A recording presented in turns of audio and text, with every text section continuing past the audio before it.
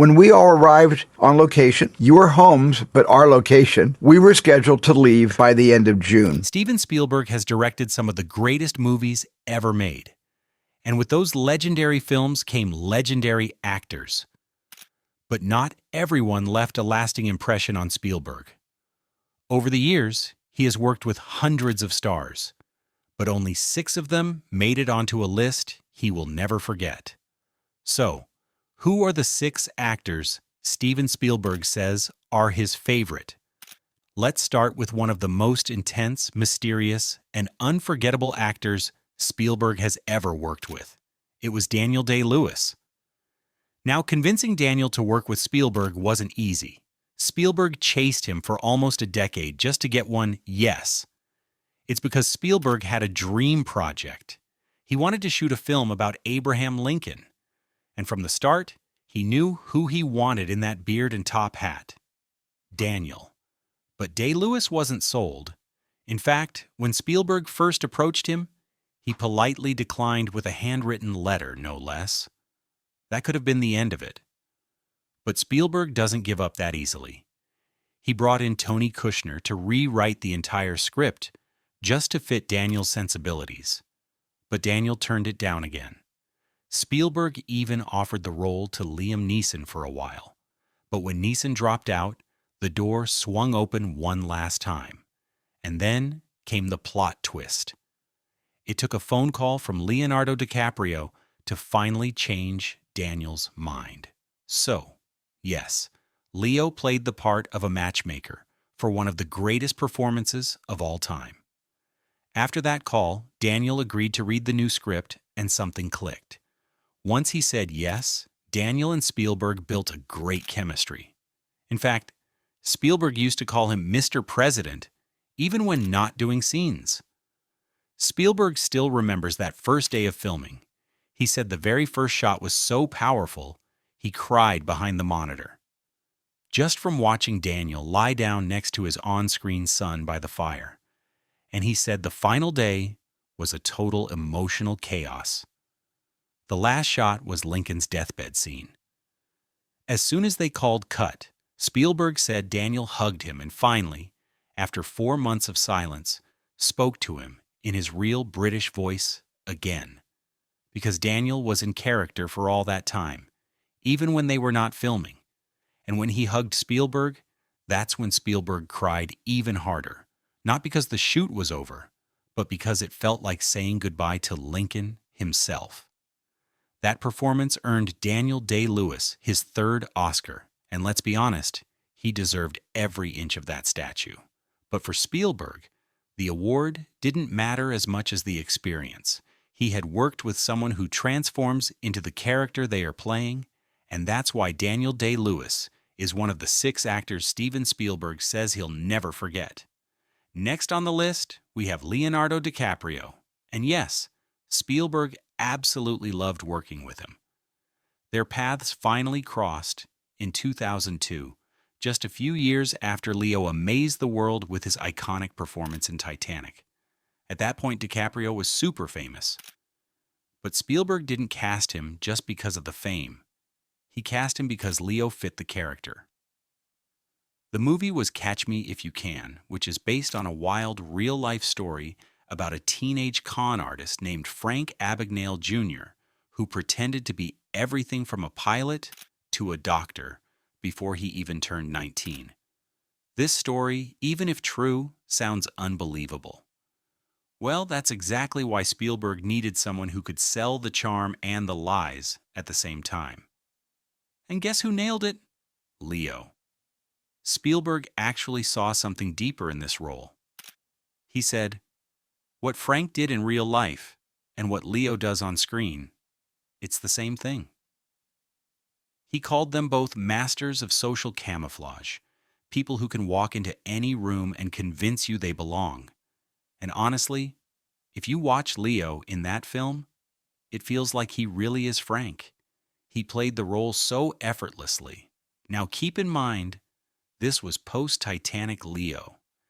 Everyone expected him to stick with romantic leads and big blockbusters, but instead he said yes to a tricky, fast-talking, slippery role that didn't lean on good looks or dramatic speeches.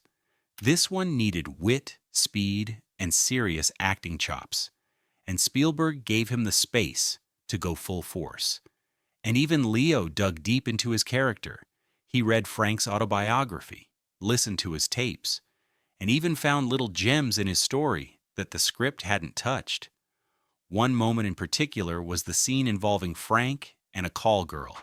It wasn't originally in the movie, but Leo found it in Frank's book and literally begged Spielberg to add it in. He said it was so strange and hilarious that it had to be there. Spielberg listened, and it stayed in the film. That tells you a lot about how Spielberg works. He collaborates with his actors. With Leo, he created a movie that felt playful and strangely emotional. One moment you are laughing at Frank's antics, and the next you are realizing how lonely and lost he actually is.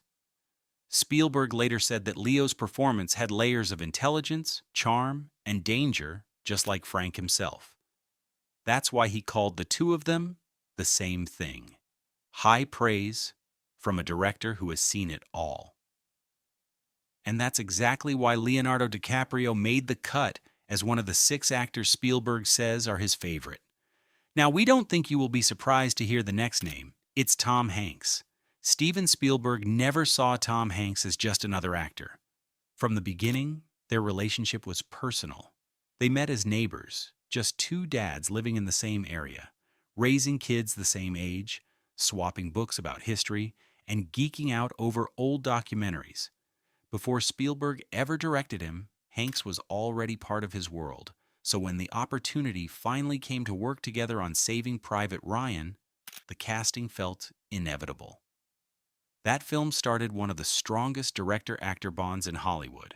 But Spielberg will tell you it's not just about talent, it's the way Hanks carries himself. What makes him a great actor is the fact that he doesn't force emotion.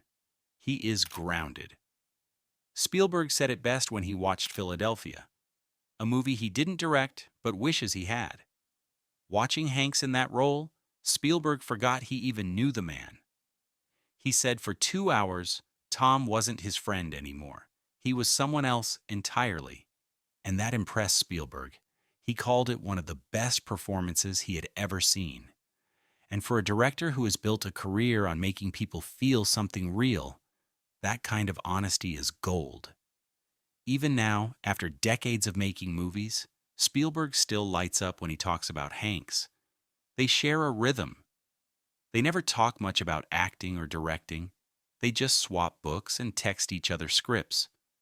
Sometimes they both read the same draft on the same day, like they did for Saving Private Ryan, and call each other with the exact same thought: let's do this together.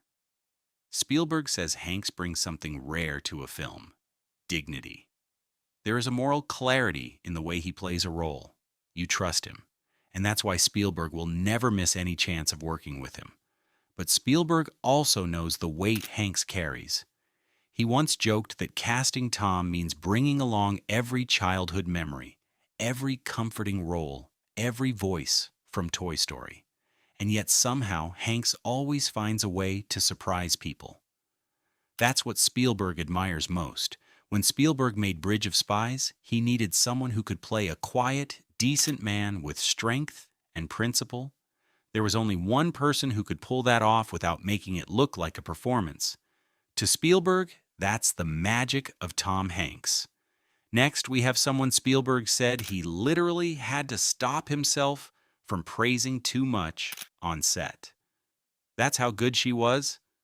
Of course, we are talking about Meryl Streep, the Oscar queen, the living legend, the woman who could probably act circles around anyone, including herself. But the shocking thing is that when Spielberg first asked her to star in The Post, Meryl was terrified. Her words, not ours. And it's wild when you think about it. This is Meryl Streep with decades of experience, 3 Oscars, and more nominations than most people have socks. But even she admitted that stepping onto a Spielberg set, opposite Tom Hanks, felt like walking into a storm with no umbrella. She said she felt unprepared and completely out of her comfort zone. The reason was that Spielberg doesn't rehearse. He rolls the camera and goes. And Tom had worked with Spielberg 4 times already. The man showed up fully locked in with perfect lines, sharp eyes, and already in character. So yes, Meryl had reason to panic. But instead of backing off, she studied every layer of Katharine Graham, the unsure but quietly powerful publisher of the Washington Post. In a world where men made the rules, Graham was the one deciding whether to publish the Pentagon Papers, risking the entire paper and her legacy, and Meryl got it. She embodied that struggle, that hesitation, that slow but fierce transformation into someone who takes charge. Spielberg later said watching her on set was surreal. There is one scene where she is in the middle of a boardroom, everyone talking over her, doubting her, expecting her to fold, and she just sits there thinking and holding the moment in total silence. And then she speaks just one sentence. He was blown away by Meryl's ability to command the entire room with silence and then one carefully delivered line. According to him, that level of control and stillness is rare even among great actors. Spielberg couldn't stop talking about it. He said, "I don't know how she did it, and I'm the director. I was there every day." He was stunned, and the Post came together fast. Spielberg decided to make it after the 2016 election. He felt the urgency. He called Meryl, called Tom, and shot the whole film in just a few months. And yet, Streep delivered one of the most emotionally grounded performances of her career, without rehearsals and without time to warm up. Spielberg said she told the truth in every scene. Every look, every pause was all real. So real, he said he had to stop himself from complimenting her between takes just so he wouldn't break the rhythm. That's why Meryl made the list. Now the next one is going to hit a little deeper, because next on Spielberg's list is someone who wasn't just a great actor, he was his lifeline during one of the darkest projects of Spielberg's career. We are talking about Robin Williams. You probably know them from Hook, Spielberg's 1991 fantasy adventure, where Robin played a grown-up Peter Pan. It was big, colorful, chaotic, and if we talk about it honestly, it was not Spielberg's favorite film. He has admitted that. He said he felt lost during the production, like a fish out of water. But there was one thing he never forgot about Hook: Robin. Because while the film might have been messy behind the scenes, what Robin brought was pure light. He gave everything: joy, energy, and heart. And Spielberg said he felt every bit of it. That's where their friendship started. But it's what happened 2 years later that really shows why Robin ended up on this list. In 1993, Spielberg was filming Schindler's List, a film about the Holocaust, a black and white, brutally real, emotionally crushing project shot in Poland, near the remains of Auschwitz. Spielberg later said that filming it broke him. Some days he could barely say action because it sounded too close to action, which was the Nazi term for deportations. At the set, there were Nazi slogans graffitied on nearby buildings. Even the crew fell into a kind of quiet sorrow. But Robin was the person who refused to let Spielberg drown in it. Robin Williams, from halfway across the world, found a way to help. Once a week, every single week during filming, he would call Spielberg at the exact same time. He would do 15 minutes of full stand-up just for him.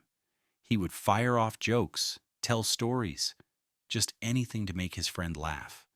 And it helped Spielberg a lot. Spielberg said he would be in hysterics, laughing so hard he could barely breathe. He needed it. He needed to release something. And Robin knew it. He never said goodbye at the end. He would just hang up mid-laugh like his job was done. That's why Robin Williams wasn't just one of Spielberg's favorite actors.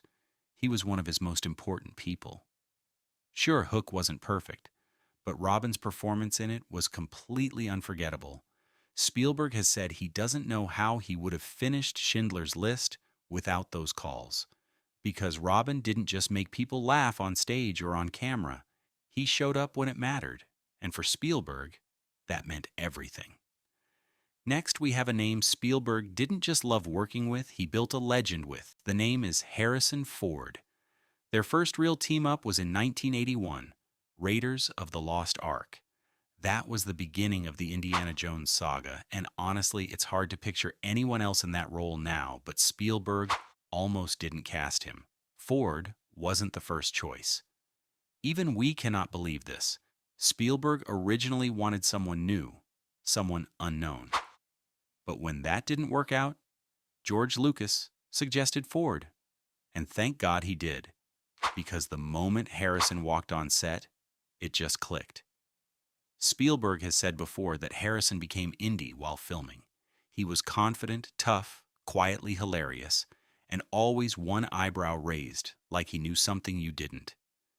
And even when the scenes got serious, Ford never lost his cool. Now, Spielberg didn't just admire Harrison as an actor, he trusted him. By the time they did Temple of Doom and Last Crusade, they had built a strong bond. Spielberg once pulled a prank on him that is still talked about today. You see, there was this unauthorized Harrison Ford biography going around. Harrison hated it. So what did Spielberg do? He bought 300 copies and handed them out to the entire Goonies crew while Ford was visiting the set.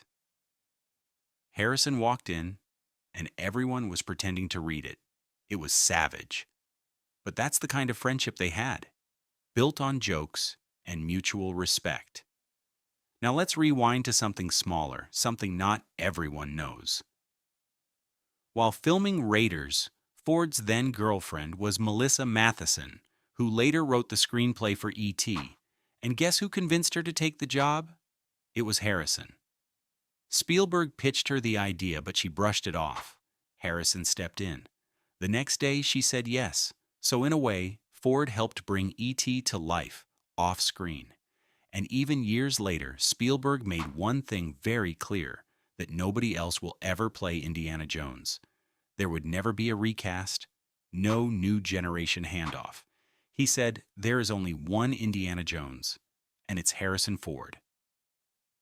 And when Harrison said he was willing to do one more, Spielberg was really happy, because he knew, when it's Harrison, the film always ends up being a masterpiece.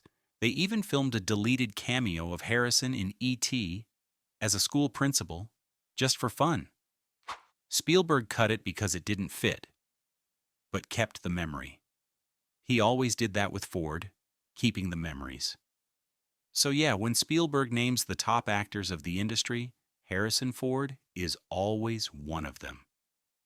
Now tell us, which of these legendary actors are your favorites? Write their names in the comments below. And before you go, make sure to subscribe to our channel if you want more gossip about your favorite stars.